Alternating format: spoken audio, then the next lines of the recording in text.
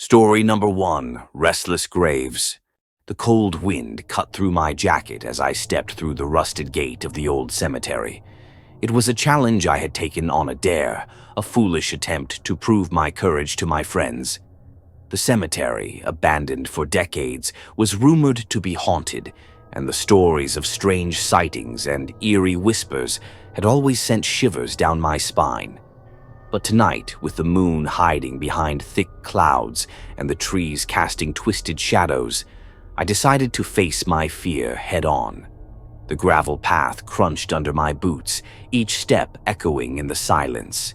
The headstones, some leaning and cracked, bore the names of people long forgotten. As I ventured deeper, the air grew colder, and an unnatural stillness settled around me. I could feel the weight of the place pressing down on me, like invisible eyes watching my every move. I stopped by an ancient, towering oak tree in the heart of the cemetery. Its gnarled branches reached out like skeletal fingers. The dare was simple: stay here alone for an hour. My friends were waiting back at the entrance, ready to mock my fear or celebrate my bravery. I checked my watch, 11:30 p.m., just 60 minutes. A sudden rustling sound behind me made me whip around. I stared into the darkness, my breath coming in quick, shallow gasps. "It's just the wind," I whispered to myself, trying to calm my racing heart. But the feeling of being watched intensified. The wind picked up, carrying with it a faint, mournful whisper that seemed to call my name. My skin prickled with goosebumps. Minutes passed like hours. I paced around the oak tree, trying to distract myself, but the shadows seemed to grow darker, and the whispers grew louder. My mind raced, replaying every ghost story I'd ever heard. Then, out of the corner of my eye, I saw movement, a dark figure standing between two headstones, partially obscured by the gloom. I froze, my heart pounding so hard I could hear it in my ears. The figure was tall and thin, its form almost blending with the night. My mouth went dry as I squinted, trying to make out more details. Suddenly, the figure moved, gliding silently towards me. Panic surged through me and I backed away, my legs trembling.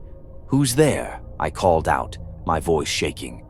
There was no answer, only the relentless whispering, now louder and more insistent.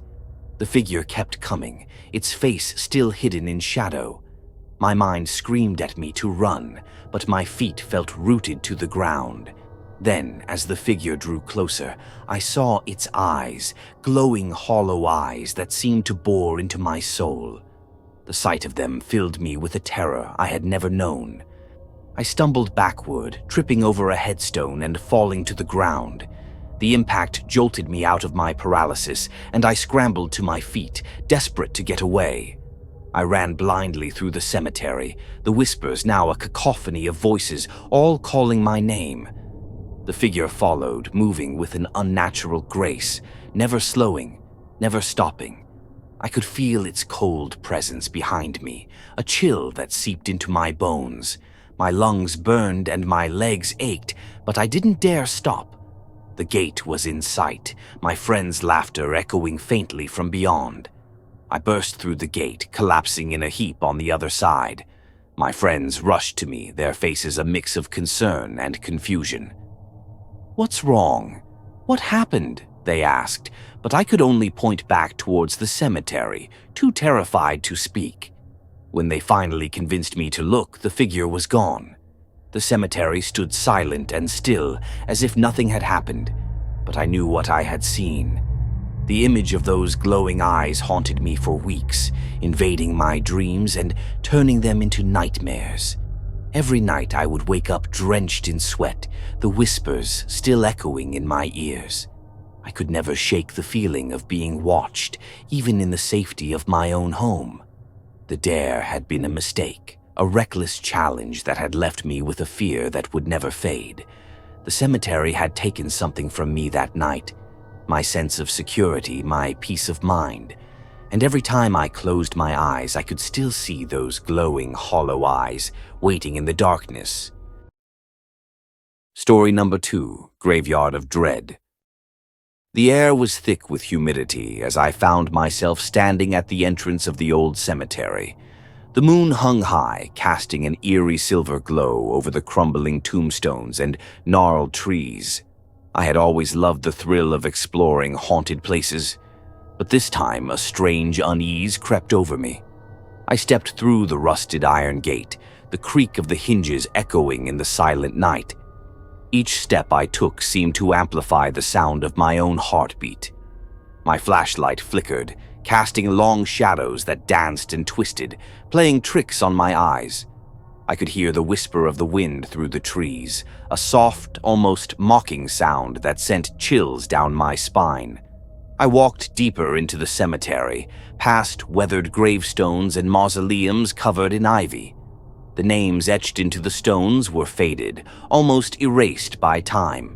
As I moved further, the air grew colder, the temperature dropping suddenly, making me shiver despite the humid summer night. Then I heard it, a low guttural growl that seemed to come from everywhere and nowhere at once. I froze, my breath catching in my throat. My flashlight flickered again, and for a moment the darkness was absolute. When the light came back on, I saw a pair of glowing red eyes staring at me from behind a tombstone. They were too high off the ground to belong to any animal I knew. Fear gripped me, and I stumbled back, nearly tripping over a broken headstone. The eyes blinked once, and then the growl came again, louder this time, resonating through the empty night. I wanted to run, but my legs felt like they were made of lead. The creature stepped into the light, revealing a form that was both grotesque and horrifying. Its skin was a sickly gray, stretched tight over its skeletal frame. Long, jagged claws protruded from its fingers, and its mouth was filled with sharp, yellow teeth. But it was the eyes, those burning, malevolent eyes, that paralyzed me with terror. "Leave," it hissed, its voice like nails on a chalkboard. "This is not your place." My mouth was dry, my voice barely a whisper. "What are you?" it snarled, the sound reverberating through my bones. "I am your worst nightmare." Suddenly, the air around me grew oppressive, like I was being smothered by an unseen force. I tried to scream, but no sound came out. The creature lunged at me, its claws slashing through the air. I stumbled back, falling to the ground. Pain shot through my leg as I landed on a jagged rock, but the fear numbed everything else. I scrambled to my feet, adrenaline surging through me. I turned and ran, the sound of the creature's footsteps pounding behind me. My lungs burned, my muscles screamed, but I didn't dare look back. I could feel its hot breath on my neck, the stench of decay overwhelming. The gate was in sight, but it felt like miles away. I pushed myself harder, the terror giving me a burst of speed. I burst through the gate, slamming it shut behind me. I kept running, not stopping, until I reached the safety of my car. I locked the doors, my hands shaking uncontrollably. I glanced in the rearview mirror, half expecting to see the creature standing behind me. But there was nothing, just the empty road and the shadows of the trees. I drove home in a daze, the events of the night replaying in my mind. When I finally collapsed into bed, the nightmares began. I saw those red eyes, felt the claws tearing into my flesh, heard the guttural growl echoing in the darkness. I woke up drenched in sweat, the fear still gripping me. The cemetery was off limits in my mind from that night forward. The thought of returning filled me with dread. I could still feel the creature's presence, lurking in the shadows of my nightmares, waiting for the moment I let my guard down. Even now, the memory haunts me. The red eyes, the growl, the terror that consumed me. It's a nightmare I can never escape. Story number 3, Silent Watcher. I had always been fascinated by cemeteries, their eerie beauty and the stories buried within them. This fascination had led me to venture into the old, abandoned graveyard on the outskirts of town. It was said to be haunted, but I never put much stock in such tales. That night, I intended to prove to myself that it was just a collection of weathered stones and forgotten names. As I crossed the rusted iron gate, the world seemed to darken. The moon hung low in the sky, casting long, twisted shadows that danced on the cracked tombstones. The only sound was the crunch of leaves beneath my boots and the distant hoot of an owl. I walked deeper into the cemetery, drawn by an inexplicable force, the weight of the silence pressing down on me. I reached the heart of the graveyard where the oldest graves lay. Here, the tombstones were almost completely overtaken by moss and ivy, their inscriptions worn away by time. I paused by an ancient, crumbling mausoleum, its stone door slightly ajar, an invitation to the brave or the foolish. My curiosity urged me to peek inside, but a sudden rustling sound behind me made me freeze. I turned slowly, my breath catching in my throat. At first, I saw nothing but the swaying branches of the old oak trees. Then I noticed a figure standing among the graves, half hidden in the shadows. The figure wore a mask, a grotesque thing with hollow eyes and a twisted, grinning mouth. It was unlike anything I had ever seen, a macabre fusion of human and beast, with sharp, jagged teeth and elongated features. My heart pounded in my chest as I tried to make sense of what I was seeing. "Who's there?" I called out, my voice trembling despite my efforts to sound brave. The figure did not respond but took a step closer, its movements slow and deliberate. I felt a surge of fear, an icy terror that rooted me to the spot. The mask seemed to glow in the moonlight, its empty eyes fixed on me. I stumbled backward, my back pressing against the cold stone of a tombstone. The figure moved closer still, emerging from the shadows to reveal a tall, gaunt frame, dressed in tattered black clothing.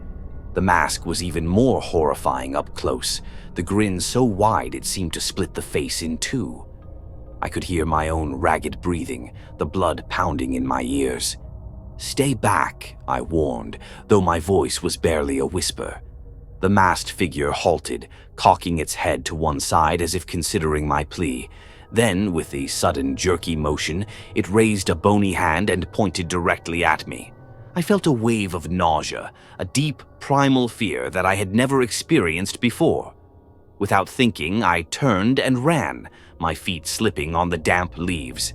I could hear the figure's footsteps behind me, a slow, relentless pursuit that drove me to the edge of panic. I darted between the tombstones, the shadows closing in around me. My only thought was to escape, to put as much distance between myself and that monstrous mask as possible. I stumbled into an open area, a clearing where the moonlight shone brightly. For a moment, I dared to hope that I had outrun the figure. But then, from the corner of my eye, I saw it again, standing at the edge of the clearing, its mask gleaming with malevolent intent. It seemed to be waiting, watching me with those hollow eyes. Desperation fueled my movements as I scrambled toward the exit of the cemetery. The gate was in sight, a sliver of hope in the encroaching darkness. But just as I reached it, I felt a cold hand wrap around my ankle, pulling me down. I screamed, kicking wildly, and managed to break free. I bolted through the gate, my breath coming in ragged gasps, and didn't stop running until I reached the safety of my car. I sat behind the wheel, shaking uncontrollably, my mind racing with what I had just experienced. I glanced back toward the cemetery, half expecting to see the masked figure standing at the gate. But there was nothing, just the silent, moonlit graveyard. I drove home in a daze, my hands gripping the steering wheel so tightly, my knuckles were white. That night, I couldn't sleep. Every time I closed my eyes, I saw the mask, that twisted, grinning face lurking in the shadows. I knew I would never forget it, and the terror it brought would haunt my dreams for years to come.